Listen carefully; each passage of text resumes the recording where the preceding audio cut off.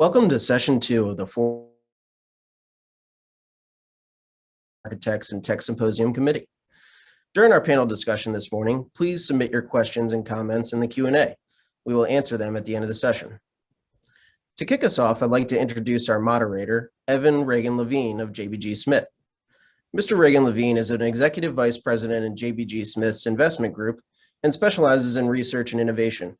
He helps shape the firm's investment strategy with data and analytics when it comes to large-scale strategic initiatives, investor relationships, and innovation projects. Mr. Reagan-Levine is a voting member of JBG Smith's investment committee and is involved at the project level, crafting go-to-market strategies, as well as marketing positioning for JBG Smith's development projects. As a core team member throughout the HQ2 Amazon pursuit, Mr. Reagan-Levine helped create and communicate the narrative around national landing to Amazon. In addition to his research strategy work, he co-heads this JBG Smith Smart City Initiative, which includes overseeing investments and partnerships to facilitate 5G, CBRS, data centers, and fiber rollouts at the intersection of technology and the building environment. Evan, go ahead and take it away and kick us off. Thanks so much, Brendan. I'm really excited to be here with what I think is a pretty fantastic panel. As Brendan said, really what brings us here and what brings me into this panel discussion as the moderator today has really been our own experience at JBG Smith that we've wanted to share with the rest of the development and investment and occupier community around really an opportunity that we've had to create a modern smart city, an innovation district, and apply so many of the technologies that we're talking about today in a way that's a little bit different than the traditional prop tech environment. And really, the reason that we're doing this is we control a market that's the size of the Austin CBD that's anchored by Amazon HQ2 and Virginia Tech. And we knew that these are some of the makings of an innovation district, but that there was more to be done. So we actually worked with a number of the panelists here on really trying to create a world-class innovation environment that's supported by smart infrastructure and technology. And so as a result of that, my goal in today's session and what we want to get across to the audience is to talk about why this kind of thinking is really very relevant for real estate investors and developers, as well as tenants who are starting to really weigh their occupancy decisions in a post-COVID world against the availability of connectivity and other technology. So going through the discussion today, we've got a number of great panelists. You can see them up on the screen here. Paul Dara from Google, Nora Gardner from McKinsey, Mike Mullenhour from Virginia Tech, Saul Salinas now with Capgemini as the EVP and Sustainability Lead, and Stu Solomon, who's President and CEO of Connected DMV. And I've been lucky enough to work with almost everybody here on this panel as part of our own work around smart city development, innovation district development, and really excited to have everyone here. So with that, let's jump into the discussion. I really want to start with you, Nora. We talk a lot about what is an innovation district and how is it different or the same as a smart city. These terms get thrown around all the time. What really makes an innovation district? Thank you, Evan, and hi again, and hi to my fellow panelists. As Evan said, Nora Gardner, I lead McKinsey's Washington, D.C. office. Also for this group, I sit on the Connected DMV Recovery Task Force, and I'm the co-chair of the Greater Washington Partnerships Capital CoLab. So I'm happy to bring some of those views and connections to the dialogue. We've done a lot of work profiling what is a successful innovation district. What does that look like? What are the qualities that make it so and make it be a win-win for community members, developers, and institutions around these districts? Some examples are National Landing, Kendall Square in Cambridge, Massachusetts, South Lake Union in Seattle. And what this is a geographically compact area where anchor institutions and companies cluster and connect. And, they connect with startups, business incubators, accelerators, educational institutions in a place where community members are able to live, work, and play. And the benefits of this are really striking and important. They are, the benefits, of course, accrue to those institutions and companies. Also, though, they drive economic growth broadly for the region. They create more jobs due to the multiplier effect of high innovation companies. They create higher wage jobs, really important as we think about coming through COVID and creating an inclusive economic recovery for our region. And perhaps for this audience, also really important, they have better economics for developers, in the form of rent premiums, occupancy, and growth rates. So that's a bit about innovation districts and why they're special.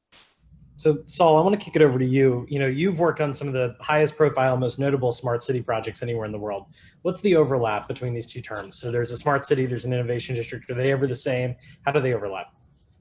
Thank you for the question. And by the way, Evan, thank you for having me, and thank you to CoreNet Global for convening the group. And very happy to be here. I sort of a couple of anchor thoughts, Evan, that sort of address your question. I think there's a fundamental difference, in my opinion, in what's happening in the commercial real estate realm from what we've been seeing in smart cities. Number one, there's a greater opportunity, as Nora said, to sort of innovate and to do it quickly. Cities, as Dr. Carrillos mentioned earlier today, typically operate on a longer time horizon. The governance structure behind how cities make decisions, how they invest in technologies, how they procure services, and the time horizon is longer than what you would typically expect in a project, of course, like National Landing and other innovative districts that we've seen around the world. So I think that represents an opportunity to truly innovate, as Nora said earlier, to bring forward a community of practitioners, to define specifically the kinds of outcomes you want to deliver, to do so in a way that delivers real, measurable outcomes for constituents and those who live, work, and play in those districts, and to frankly attach value to that. One of the things that we're beginning to see in individual projects is the ability to monetize the future value and to bring those forward to constituents in a way that creates value for those who are present in the community, as well as the service providers who participate in delivering those experiences. So what we believe is the fundamental difference is the ability, again, to act quickly, to deliver immediate value to constituents, to adapt and to lift and repeat business models from one project to the other, and again, fundamentally in a way that sort of makes things happen in a much more adaptable way, if that makes sense, than perhaps what we've seen to date with cities. That's great. And what's an example? I'll just do a quick follow-up before we pivot. What are we hear all the time about smart technologies. How does a smart technology layer on top of everything? You've talked about a community of innovators, and I know you use the term living lab all the time. And Nora just talked about you really need these multiple anchors. How do you blend those and actually bring technology into the picture? What role does technology play in shaping that sort of environment that you talked about? Well, I think one thing that I think you're doing, Evan, with your team at JBG Smith and National Landing is indicative of that, which is, you don't get connectivity without fundamentally rethinking the infrastructure of a city and sort of fundamentally redefining and expanding the definition of what infrastructure means. And to the extent that you've thought very, very, very carefully about the need for 5G and CBRS and DAS and fiber as sort of an interconnected, infrastructure within National Landing, that is a predicate, frankly, for delivering the outcomes that you need to deliver. Number one, and you've heard me say this before, for the time being and up until now, connectivity has been a nice to have. In the future, it's going to be a must to have.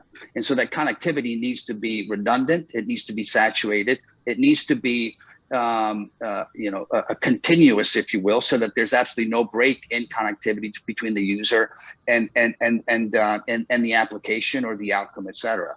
So that is at the very core of what sort of a smart district represents. On top of that, of course, there's opportunities to sort of bring analytics, to bring applications, et cetera. And in the world that I live in, we talk about the solution stack, and one of the sort of key ingredients, if you will, of bringing forward a connected community like National Landing, or another one for that matter, is that solution stack is interoperable and seamless, so that you have a community of providers, whether it's an Accenture and a Capgemini or an IBM or a Nokia, Cisco, collaborating in a seamless way so that it's invisible and not interrupted, if you will, to the final user.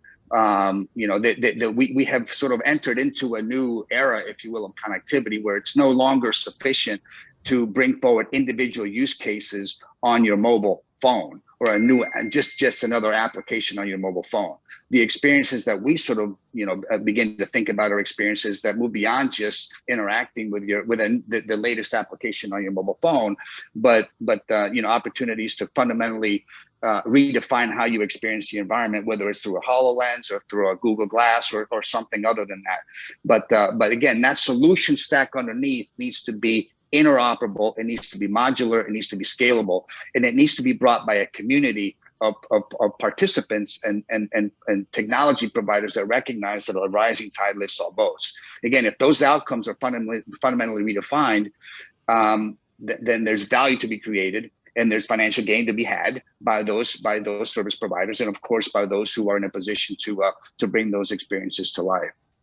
That's great, Saul. I think it's all really interesting. And, Paul, I really want to get your perspective from sitting where you do at Google. Google's obviously incredibly thoughtful about your location decisions. How does sort of the idea of being in an area or a project that has the hallmarks of either an innovation district or a smart city or both matter to you as you think about, Google's growth, either historically or in the future? Sure, thanks, Evan. And thank you for having me. Excited to be here with these fine, distinguished panelists.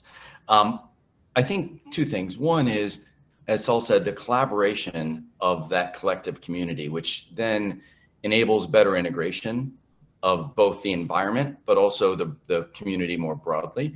I think certainly, we look for diversity in environment. We look for diversity in terms of labor, other industries. And I think that, kind of the areas that are focused on that level of innovation at a macro scale is appealing, both in terms of our participation and presence, but also in terms of the ability to have an impact to the local community.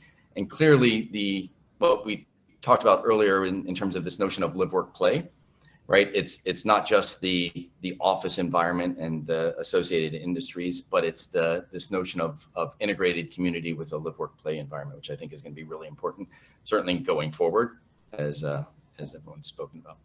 I think that's so interesting. And, Paul, we talk all the time, in our industry about, as how do you drive that balance? How do you as a developer and investor ensure that, you have not only the office space to accommodate a company's growth, but really how do you make sure that even at a regional scale, you've got all of the housing and educational and amenity options that make it a great place to live, that allow you to attract that talent and build it up. And, the physical bricks and sticks aspect of that is something that we think about all the time as, developers, investors, real estate professionals, facilities experts, all the range of people on the phone. But Stu, I'm looking at you. You are really sort of in an interesting role where you think about how to drive not just that physical environment, but also set up really the framework for innovation, the framework for the deployment of technologies at a larger scale, and also the acceleration of efforts to drive talent attraction and retention.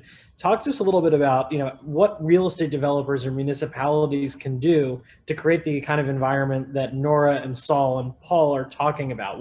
How do you build that framework? Thanks, Evan, and thanks for having me today. What a great group and a great discussion. And, at Connected DMV, I think, we kind of start with the premise that everything's connected. And so in this environment that we find ourselves in, what we frequently refer to as the digital age, we believe that we're on the front end of innovation. So it's not like innovation is here, and if we can just build to what we know today, we're going to be fine. But it's tomorrow is going to look vastly different. And so some of the points Saul and Nora have already made around adaptability, I think are incredibly critical to how we look at it. So we look at net new opportunities. So for instance, what does a hydrogen-based economy look like that sits side by side with a battery-enabled economy? What does that look like? What are the implications on our infrastructure? We also think about infrastructures. And when we do, the traditional thought is physical, right? How we think about our physical infrastructure. And we kind of take the extra step to say, well, it's really about social, physical, digital, and we would even include financial infrastructures as part of that.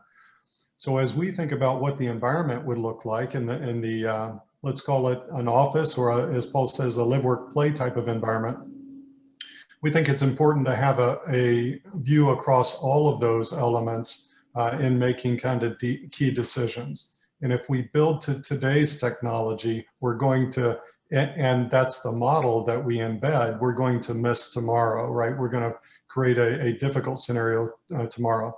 So when Saul talks about adaptable environments, I think that's incredibly important as we think about the environment today.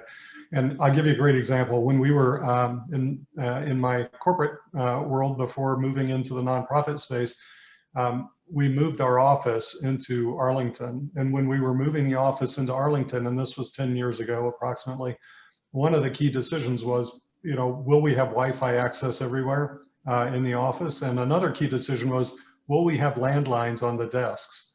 And if we think about landlines on the desk in today's environment, it's a pretty meaningless discussion for many, many organizations, right? And so technology has continued to move at speed, and we believe will continue to do so, right? So as Wayne Gretzky says, we got to skate to where the puck's going to be.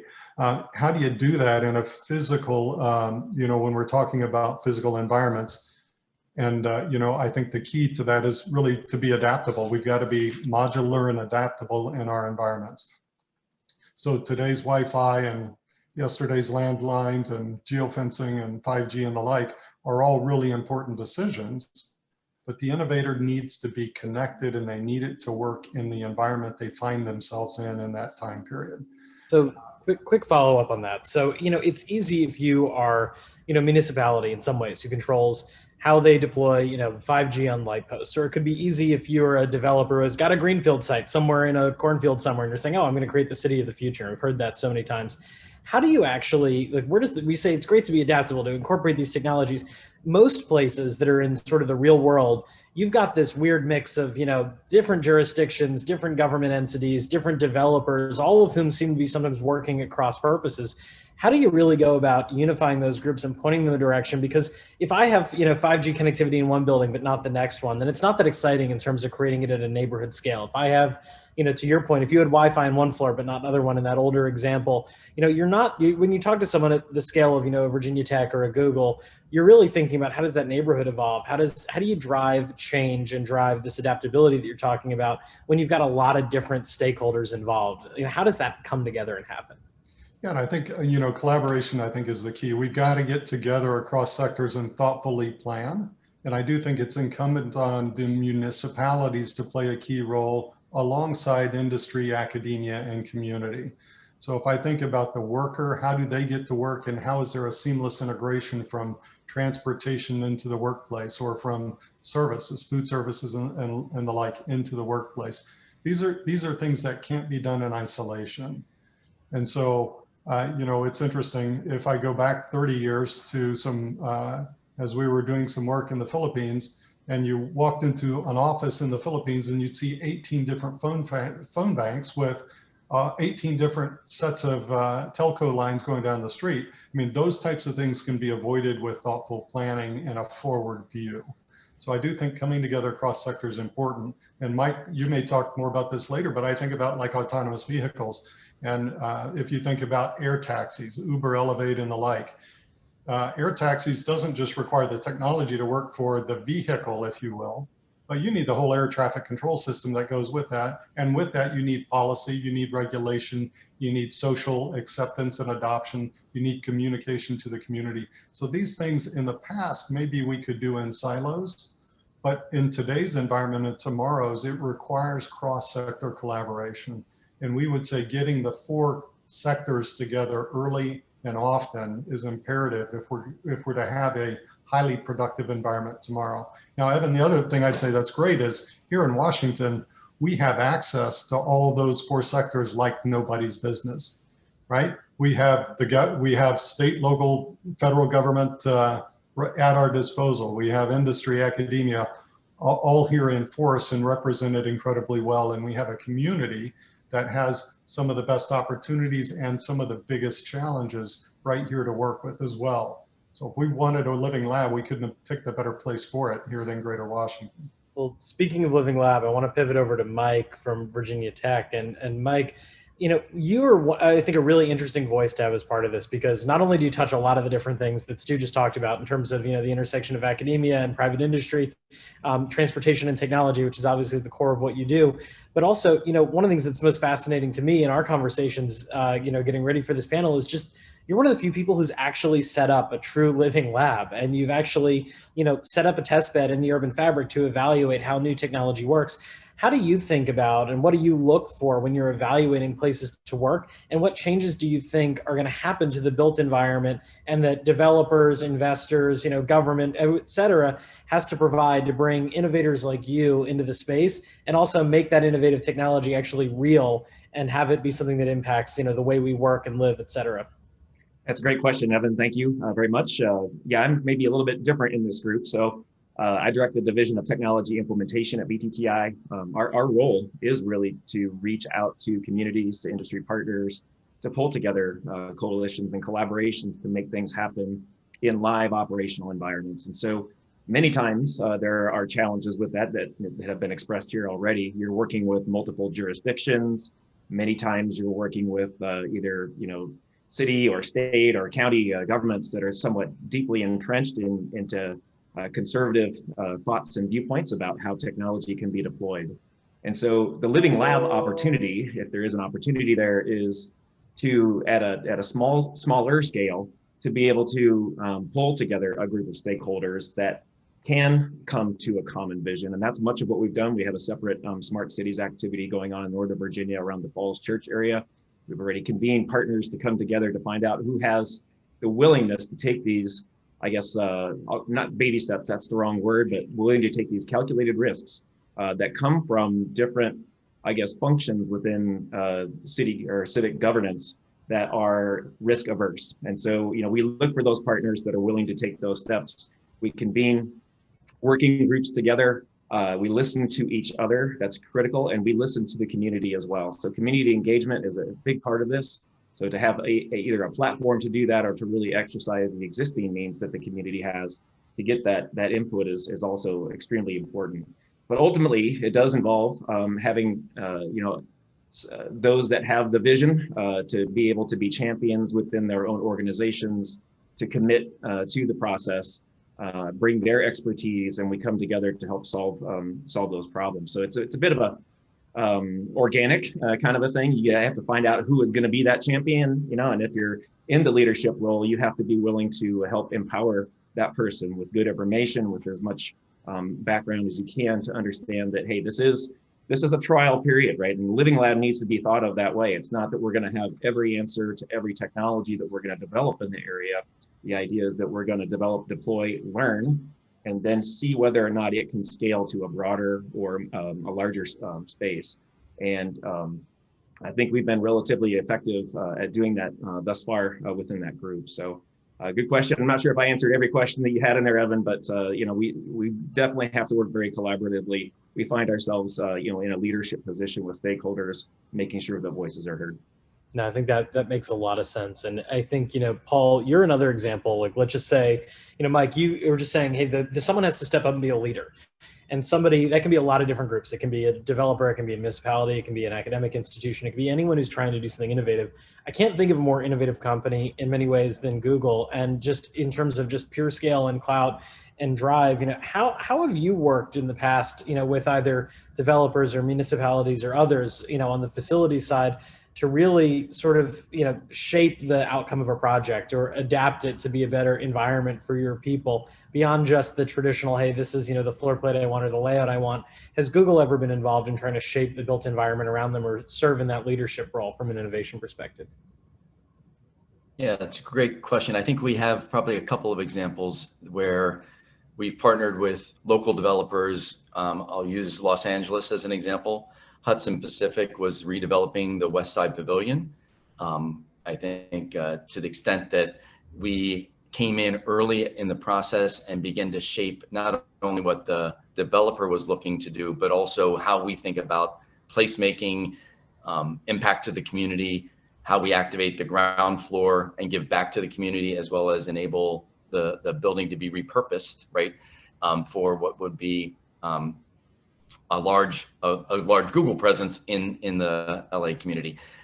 In New York, we've partnered with Hudson River Park Trust and RXR and the redevelopment of Pier 57. Very similar in terms of the nature of the ground floor and this unique historic asset, which is now another key piece of real estate in our Chelsea campus.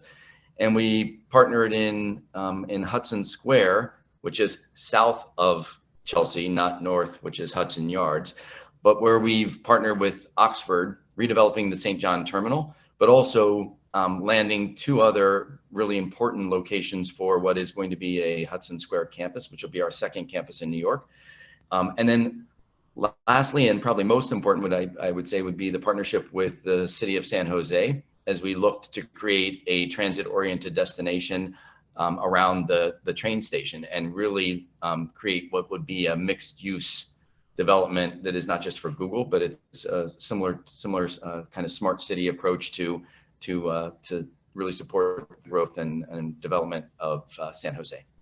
That's really fascinating. I mean, I think just summing up, what I'm hearing today from everybody, it's sort of, that there needs to be groups who are playing leadership roles and driving, forward the conversation and sort of really having an influence across different sort of verticals on, well, what does the municipality bring to the table? What do technology partners bring to the table? What do anchor tenants bring? What do, institutions like Virginia Tech bring?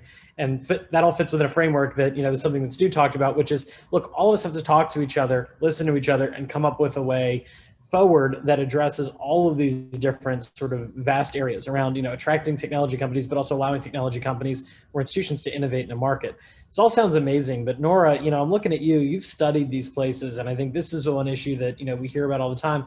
Can anybody just run out and say, well, tomorrow, all right, I'm going to convene a bunch of people and I'm going to become an innovation district? Is that something that can happen anywhere? Does it happen overnight? Is there a scale limitation? Where do you think, I don't want people to just hear this and say, okay, everyone's going to go do this. We're going to go make it happen.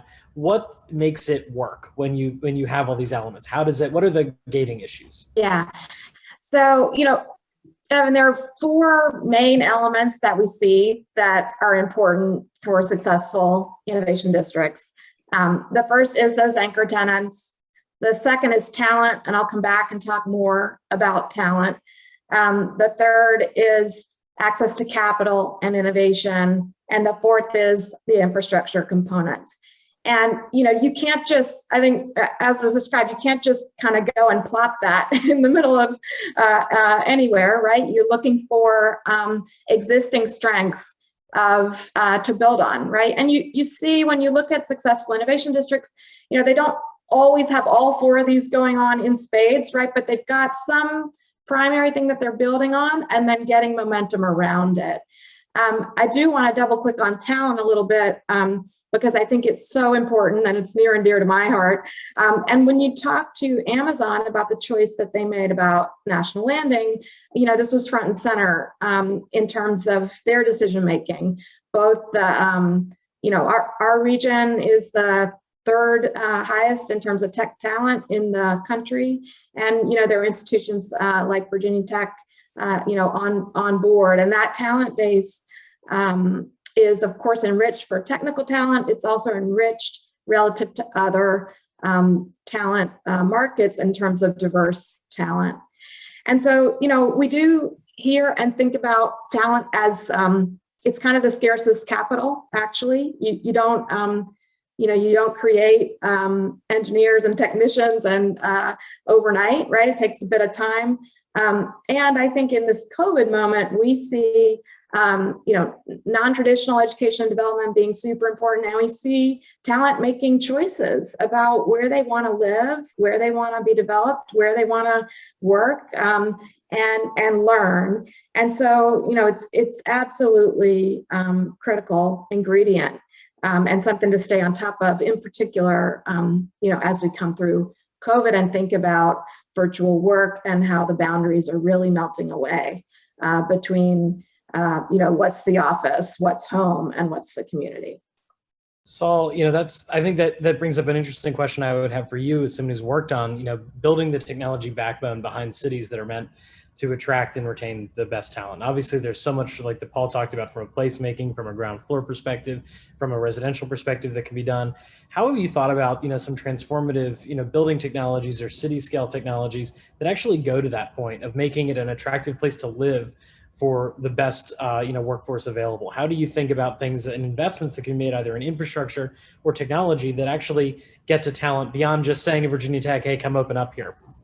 Yeah, I think this sort of goes to the core of what fundamentally defines a smart place, whether it's a smart city, a smart campus, a smart project. And I think as some of you have heard me say this, but I'll say it again. To me, I don't use the word smart. I use the word sentient. So the ultimate measure of whether we're making a difference is whether the individual in the office or at home or at a store or on the street, for that matter, is hearing something different, feeling something different, sensing something different, maybe even tasting something different as a result of the magic of the technologies that we're bringing forward through 5G, CBRS, fiber, DAS, and by the way, any future technologies of connectivity that may be available. So so the way that I answer that question, Evan, is are we measuring the right things? We really sort of fundamentally have to begin to measure the outcomes that we're delivering. And I think we have an opportunity to do that. I think, it's been a delight for me to see the humanities begin to sort of be part of the discussion about, of solution stacks. And I'm delighted to see the advertising community and the digital marketing community, the Fjords of the world, the Frogs of the world, sort of begin to participate in that discussion. Because again, at the end of the day, it's no longer just about individual technologies, but about the outcomes that we're delivering. So hopefully sort of that answers the question. I think I would sort of advise all of us in the panel and those of you listening to sort of begin to think about, at the end of the day, what difference are we making to that individual in the street? If I could make a quick point, I think, Evan, too, on the orchestration question that you sort of posed in front of Stu, that to me, is absolutely key. It's a key requirement to succeed. I sort of asked a rhetorical question: who is the most important participant in the orchestra? Is it the violin player, first chair, second chair, third chair? Is it the person playing the tuba or any other instrument? The answer is no. It's the conductor. And so as we move into sort of a new generation of connectivity, and as we move into sort of a place where we begin to define those outcomes, that conductor, the term we use in the trade is the master systems integrator, who understands the technologies and understands sort of the interoperability, which is the term I used earlier, among the multiple participants in that solution stack, is absolutely key. It's what differentiates communities like Dubai and Singapore and Barcelona, and projects, frankly, like National Landing, from those that are attempting to be quote unquote sentient and smart. It sort of differentiates them from those that are sort of, again, perhaps not succeeding as well as they should. I think that's a really important point, Saul. And I think it also raises, and I know I've seen, some questions come in from the audience about this. And I think one of the sort of fascinating aspects of all this is, let's say we succeed. Let's say that, the real estate owners partner up really well within this framework of different innovative companies to say, we're going to create this sentient city, and it's going to be connected, and it's going to have these benefits that will attract the best talent. How do we protect what we've created? And Saul, I know you and I have talked about that a lot, and just the implications for the downside and the risk here. But Stu, I'm going to look at you for a second. When we talk about governance, we talk about orchestration. We also talk about security and policy and framework and guidelines, things that you've been involved with to make sure that, as exciting as all this is, we're protected. Especially you think about, any of the recent cyber attacks. The more we build a city like this, the more vulnerable it becomes. And I'm going to talk to you and Mike about this, but start with you, Stu. How do we set up, as part of what we're building, the right governance structure that we can have cybersecurity be a critical component of everything that we build here? Yeah, great question, Evan. And, some of this is hard, and there are trade-offs that we have to make, and those trade-offs don't necessarily look like the old trade-offs. Your cyber question is a really interesting one. And if we look at cyber, I think we could all say that big industry has some pretty good cyber protection around industry ISACs, they're called. Government has some pretty good protection on cyber. Obviously, we've seen that no one's fully protected.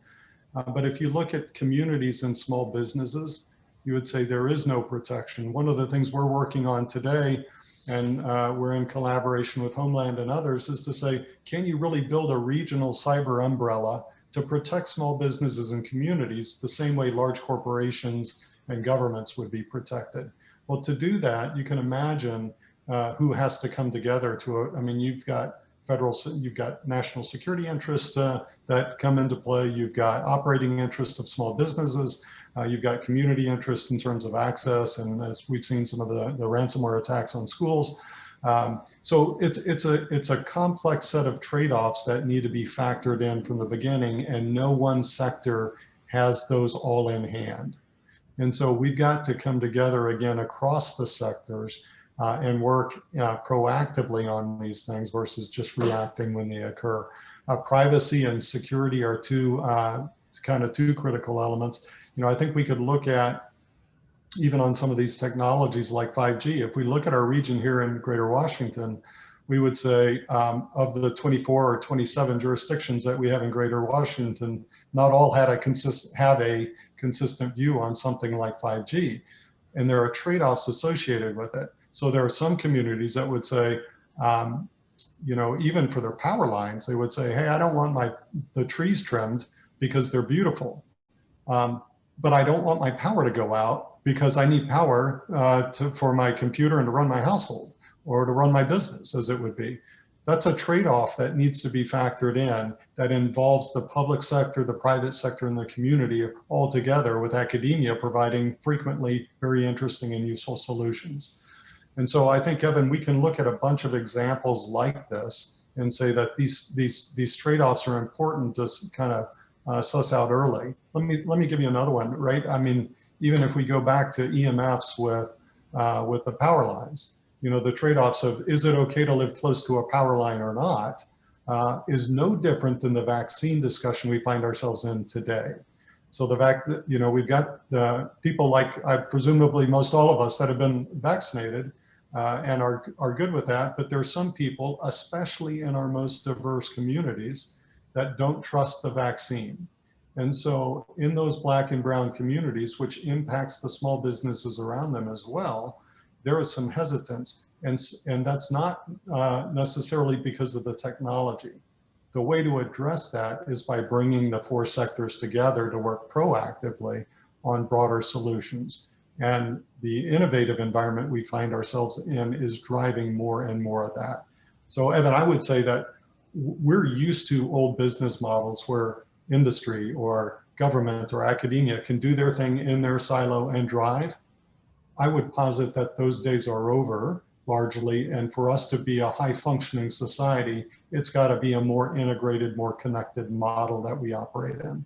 Well, Mike, you are building in that, right? I mean, you are building in a space where cybersecurity is crucial because you obviously are dealing with things like autonomous vehicles that have a direct impact on people's lives. You're working with jurisdictions who set up infrastructure. You're also working with, you know, private companies who are developing technology. How do you think about some of the trade-offs that Stu talked about, or ensuring that the work that you do is secure for the end user across a whole host of different sort of supply chains and partners? And, you know, how does that apply back to sort of when we think about the built environment and transportation and road networks and bringing smart technology to that? How do we think about a cybersecurity framework that can keep people safe? Yeah, so, you know, I think if you look at some of the traditional organizations out there that get involved with managing these infrastructure systems, you know, that traditionally they have isolated, right? That was their cybersecurity mechanism, right? So no connectivity or very limited connectivity to any of the deployed systems. I think now, you know, as we see the potential benefits for, you know, allowing the connectivity, they're of course being forced to reevaluate as to what that really means, so that we can get, you know, access to data, access to dynamic control of these systems. But that does leave open the door for potential threats. And, you know, coming along with some of these technologies, there are standards, right, for security deployment. There are systems that are set up. There are like a security credential management system and a set of standards around vehicle to infrastructure and vehicle to communications. But unfortunately, I think those only represent effectively the barrier to entry, right? I think you need to layer additional security on top of those types of platforms as well. So we do a fair amount of work looking at misbehavior detection, right? So within a system, can you identify when things are out of tolerance? And you layer that on top of that basic, you know, barrier to entry.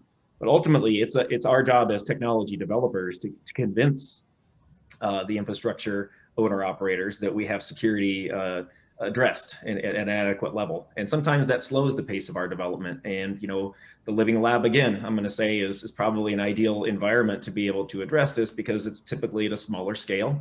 And, you know, we can do more to probe and evaluate at that scale before we take it to more of a larger or a broader deployment. So it does take coordination. It does take, you know, the development of standards coming along. But again, I think that's not enough. It's going to have to be more than that for us to realize the benefits. We all talk about having these, what traditionally were siloed applications, being able to contribute data maybe into a common, you know, data exchange kind of environment where others can tap into that data, make use of it to create applications for the greater good. And the question is, what's the right level of data to insert? What sort of authorities do you give individuals that are going to be tapping into that data, and what type of policy do you put around that, with things like protection for personally identifying information, or things that could be used for nefarious purposes. And so we're actively involved in helping to develop some of those policies, both you know, at the federal level, looking at federal motor vehicle safety standards and security policies, but also at the infrastructure level as well. So it's a bit of I would say it's an ongoing process, and it will be. That's cybersecurity, right? I mean, you never have that problem solved. You're always trying to stay out ahead of it. No, I think that makes a lot of sense. And I think, Mike, you and Stu both raised a point that I know is front of mind for people, including some folks in the audience, which ultimately comes down to privacy. And so much of this, you know, as Brendan described in the introduction, you know, I built a career around analyzing data and using it to drive real estate strategy. And when I think about all of the growth in the sort of in the data that we can look at and that we can use and that we can build on, it's just been massive in the past decade. And I think that there's obviously unbelievable purposes where we can use this to build better apartments, to build better communities, do everything that Nora and Paul talked about around making you know, these environments a better place. But I know a lot of the folks in the audience, you know, they're real estate professionals. They're thinking about bringing technology into their buildings in a way that really is going to drive, you know, a different outcome, whether that's more sustainable building based on, you know, utilization times, or whether that's something that creates a seamless, you know, single credential experience where you can move through an environment and doors are unlocked, or parking spaces become available, or car share is an option. Like, all these things are very personalized, and they're very driven by personal data for this really to realize the vision of the smart city. Saul, I'm going to look at you, you know, as someone who is really sort of an expert in the sustainability sphere. A lot of the technology that makes that really exciting, at least that we've heard about from a real estate perspective, relies on understanding a lot about the behavior of the people who live and work in our buildings. How are you thinking about the privacy implications of all of the different smart city data that can make our lives better? And we've just said, hey, there's a way to make sure it's secure, but security is not the same as privacy. And how is privacy becoming a big factor in driving adoption of these technologies that we're also excited about, or data that we know can help us build a better place?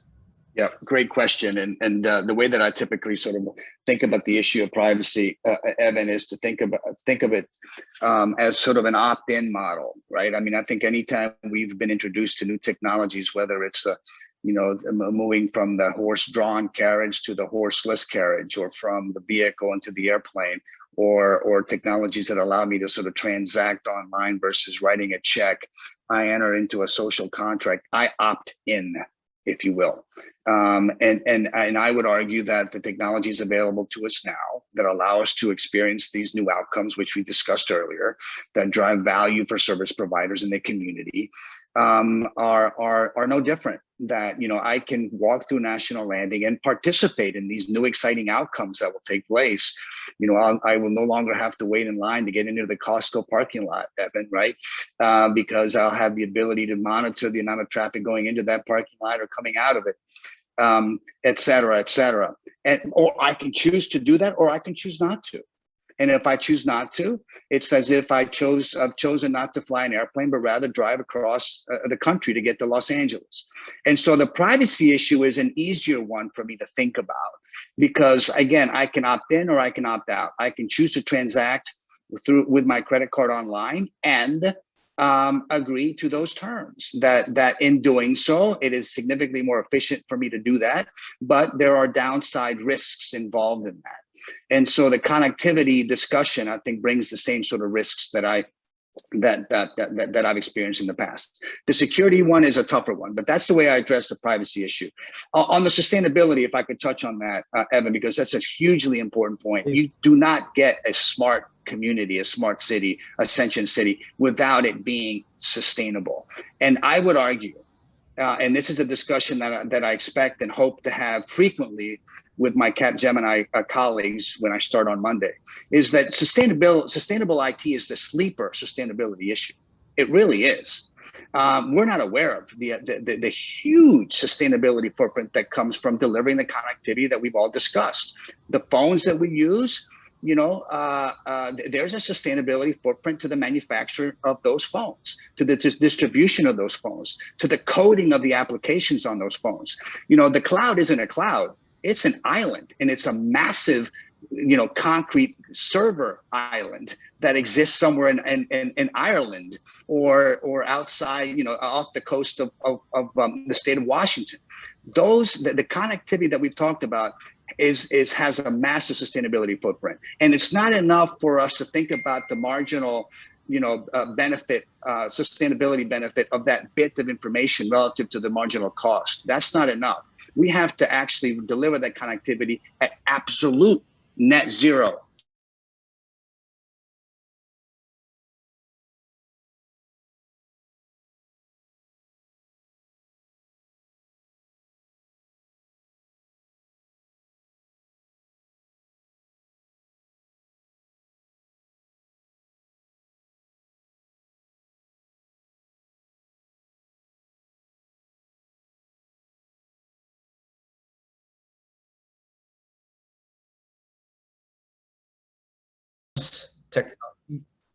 Seamless participation in technology. It's now really about the integration of technology. And I think to the extent that for us, particularly going forward, you've likely seen the New York Times article that highlighted a lot of the research and development that we have underway. And it's really about experimenting. It's about the living lab that Saul talked about. And I think the real important focus for us now is equity in participation given a hybrid workforce. Right, so not everyone might be in the office. So how do we ensure that the participants across, whether they're in the office or whether they're remote from home, can participate in an equitable way? And I think that's really a big focus. And I think the other is, how do we make these technologies more seamless, integrated, but it's less about the technology solution that connects the assets. And it's much more about experience enablement that creates a consistent and a amazing experience in that environment. So those are two things that we're certainly working with our technology teams internally to really focus on for what is kind of the future of work. I think that makes a lot of sense. And, it's just going to be interesting to see how that all gets actually built through the environment and how we can make it as seamless as possible. And that's why we have to solve the cybersecurity and the privacy challenges so that people adopt it. And it becomes not just something in Google's building, but in a neighborhood and across a neighborhood. And, Nora, I'm going to look at you. I think, we've been looking at, connectivity and COVID together. In some ways, COVID was an accelerant of trends that were already starting to be underway before, it hit and before it changed the world. Coming out of it, technology is enabling a whole different means of working and even of means of communicating. And, you can argue there are pros and cons of that. But as you think about, innovation districts and areas that are geographically clustered around talent that may be technologically enabled, what's to stop those things from becoming more geographically diverse? And as we think about building all these things, is it still relevant to think about talent clustering in an area if maybe they have to be in the office a couple days a week or no days a week because of the technology that's enabled it? So is all this that we've talked about still relevant geographically in what could be a more distributed world? And do you even think that's something that could happen? Yeah. Great question, and on the minds of many. Our latest survey data on employee preferences as we come out of COVID, maybe not surprising, but when we ask employees their preference about work from home or in the office, under 20% would like to be fully in the office. Under 20% would like to be fully remote, and the vast majority, 60+%. Want some flexible hybrid model, right? So they want to be in the office 1 to 4 days a week. And they'd love as much choice about that as possible, right? We do see trends around geographic distribution, people moving to, mid-sized cities, communities, and we see companies, some of them who are going in a more remote direction, really taking advantage of the potential geographic distribution as a way to attract talent and sources of talent that have been untapped. So we do see that as a trend. My own view is that this actually makes something like an innovation district even more attractive, right? If you think about, again, when we think about employers and what they are thinking about offering, they're thinking about then work ecosystems, and those include their employees' homes, right? And what they're trying to offer is a seamless way that you can be in the office one day, be in a community space the other day, go into the office and do a big convening or an offsite, collaborate with other colleagues, right? And so yes, there will be some geographic distribution, but if you can offer all of that to employees, and to employers in a walkable format, seamless format, wow, right? And when we survey residents and community members about what's most important to them, they say, number one, ubiquitous Wi-Fi, no surprise. Number two, privacy, which came up and we talked about a lot today. The others are that seamless experience that's opt-in that we're talking about, and then everything around mobility and transit. And again, it's about flexibility and options, and also, walkability, super, super important and attractive. Our team, when we were working with you, Evan, they got the most excited about the tantalizing possibility of a pedestrian bridge to National Airport, right? Like, thinking really about walkability and so many choices, that's really attractive and meets the needs of members and of the community, and hopefully in the broadest sense.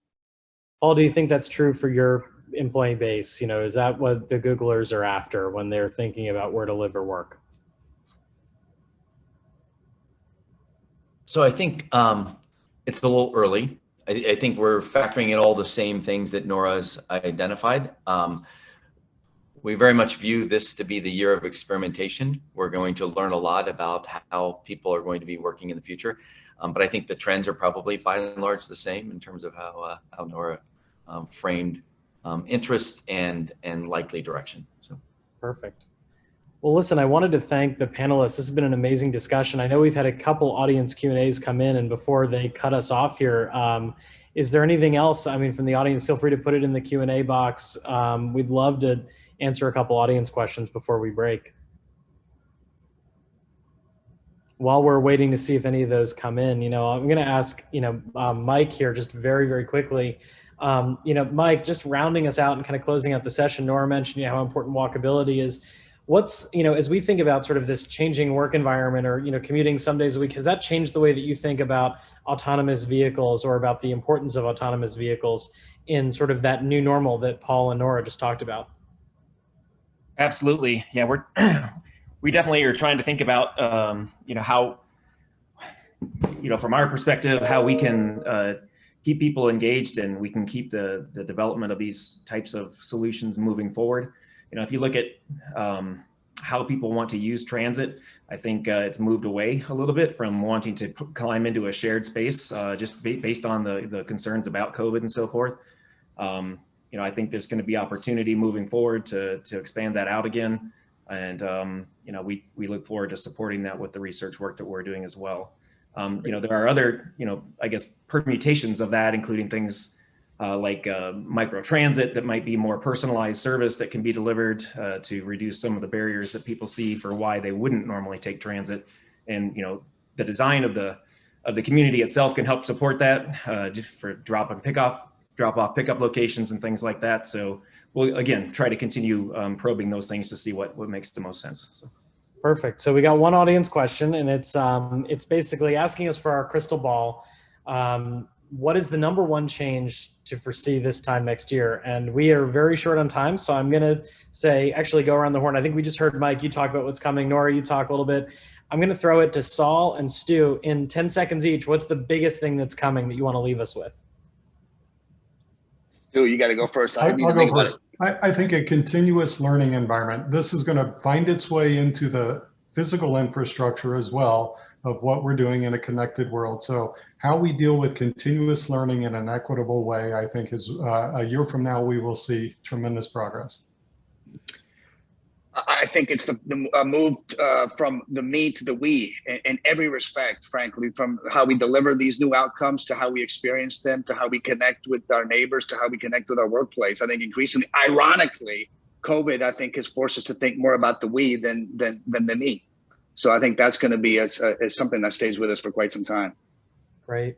Well, I wanted to take this opportunity to thank everyone who joined us today. I think this was an unbelievable discussion with a lot of great voices on our side, and appreciate the engaged audience and all the questions that we got through the panel. Hopefully we answered them as best as we could. And finally, a great thank you to all of our incredible panelists. I can't believe how much brainpower we got together all at once from so many unbelievable organizations. So thank you again for participating and sharing the discussion with me today. And thanks to Cornet for hosting and putting this on. So Brendan, I'll pass it back over to you. Thanks, Evan. And thank you to the speakers. Insightful content today, everyone. I look forward to watching the local smart city national landing evolve. And thank you for everyone that attended Tech Symposium 4.0. That's our time today. Enjoy the rest of your day. Get outside. It's a beautiful one. Thank you.